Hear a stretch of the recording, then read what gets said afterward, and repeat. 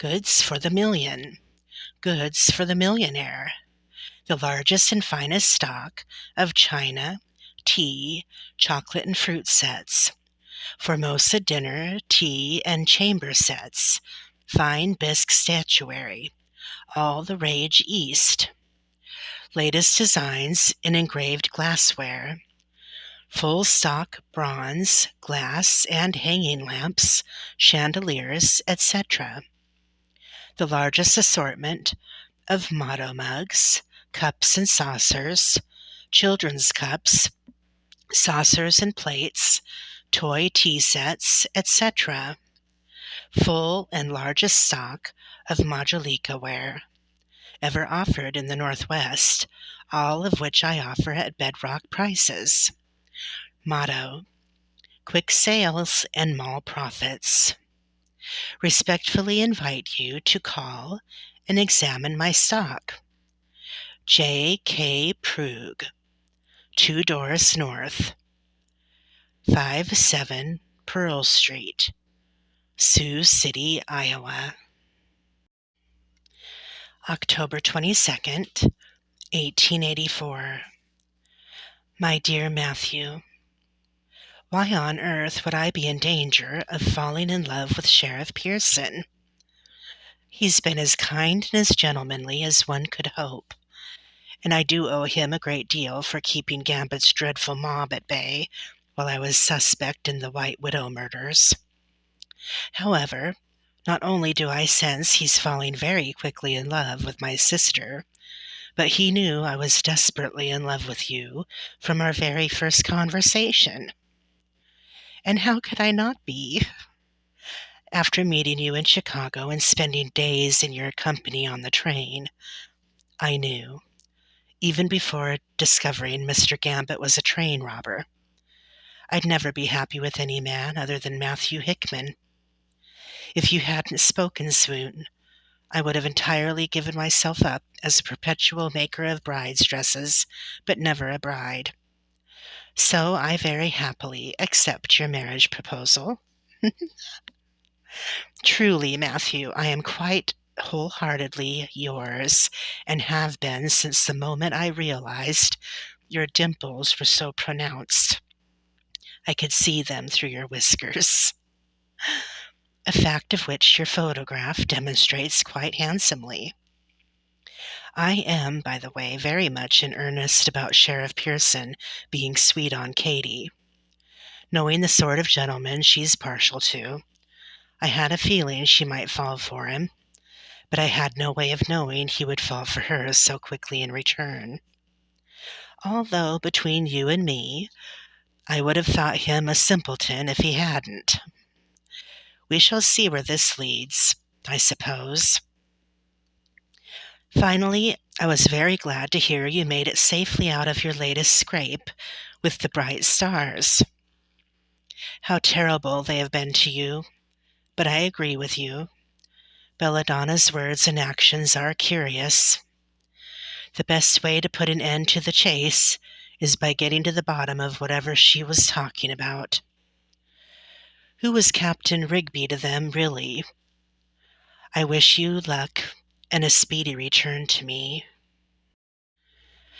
And now I must tell you the latest developments concerning the White Widow.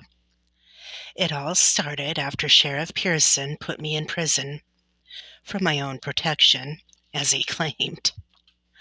I was quite furious with him for it, as I'm sure he told you, but it all worked out for the best in the end.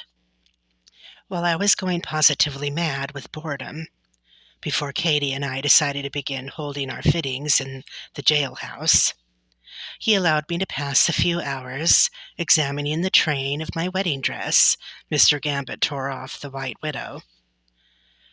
There was a bit of embroidery on it I was quite proud of, and I wanted to remember precisely how I had done it so I could replicate it.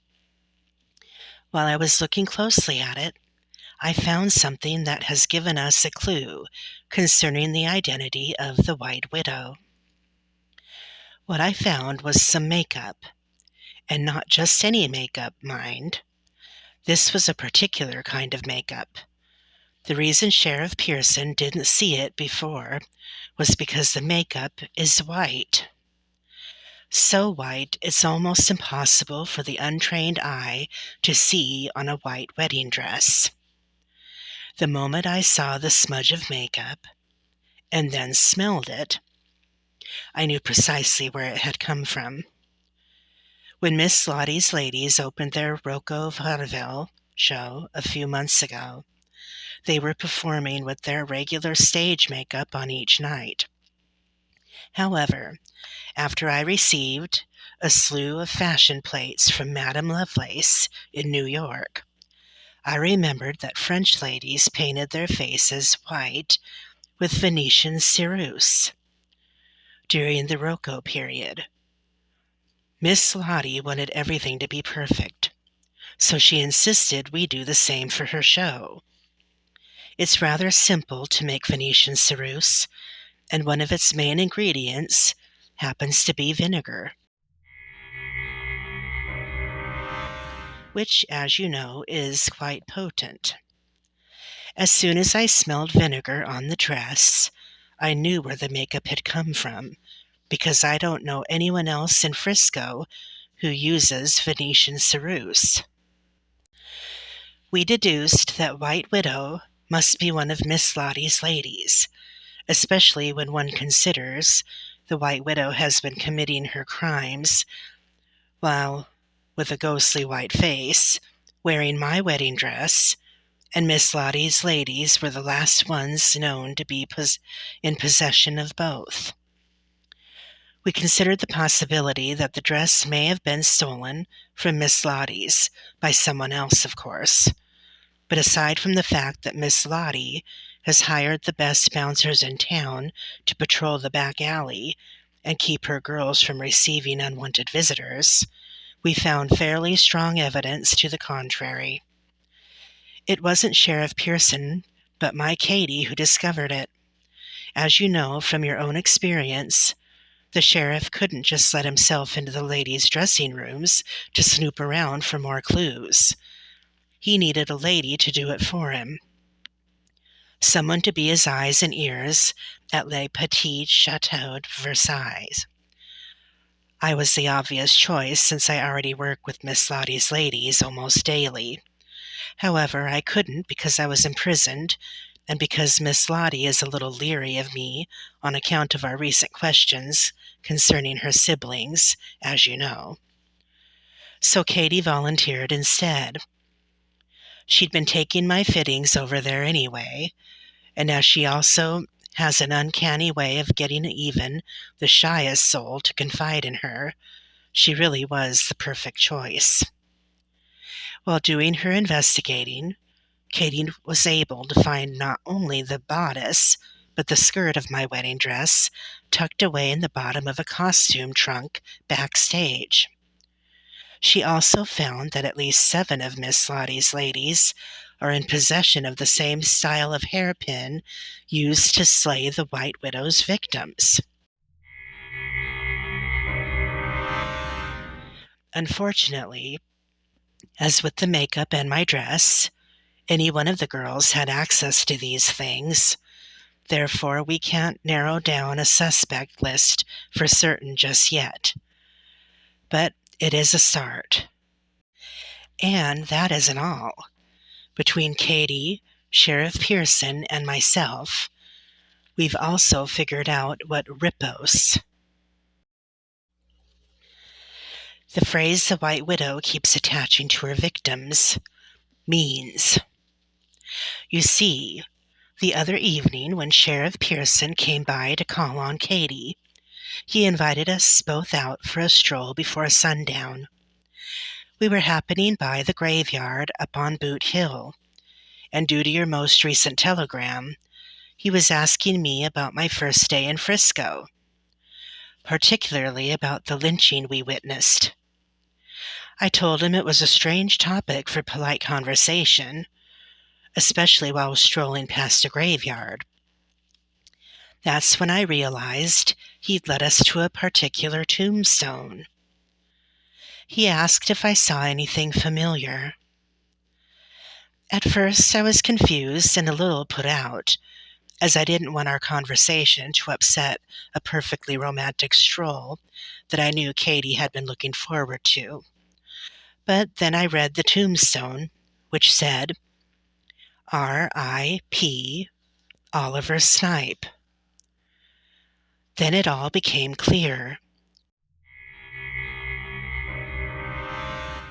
R.I.P.O.S.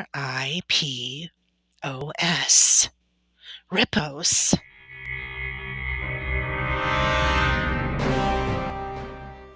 The sheriff's hypothesis is that whoever the White Widow is, she is out to avenge Mr. Snipe's tragic death. The most obvious suspect is Mr. Oliver Snipe's widow. So the sheriff decided to start there. The only problem is no one seems to know who Oliver Snipe's widow is. Due to those notes someone delivered to him, Sheriff Pearson is certain she exists. He even did some digging around over in Beaver, where Mrs. Snipe apparently often went to her sisters.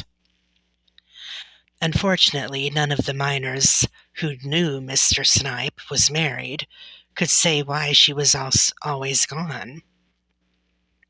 We even asked for Mr. Gambit's help in trying to track her down, but he didn't know who his late employee's wife was either. When he sent the telegram informing Mrs. Snipe of her husband's death, he simply sent it to the telegraph office in Beaver as a message from Mrs. Oliver Snipe, and assumed they would make sure it got to her. When Sheriff Pearson went to Beaver, the telegraph office said the woman who received mail for Mrs. Snipe was her sister,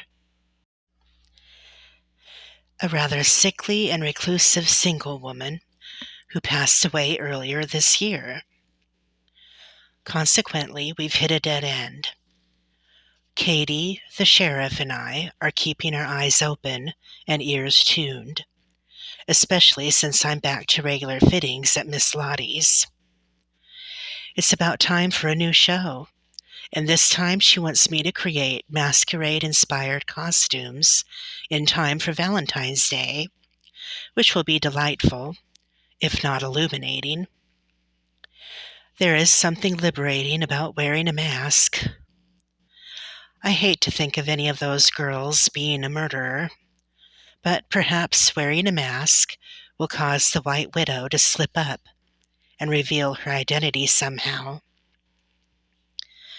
In the meantime, as your official fiancé, it is now proper to close my letters by telling you I think and dream of you and pray for you always.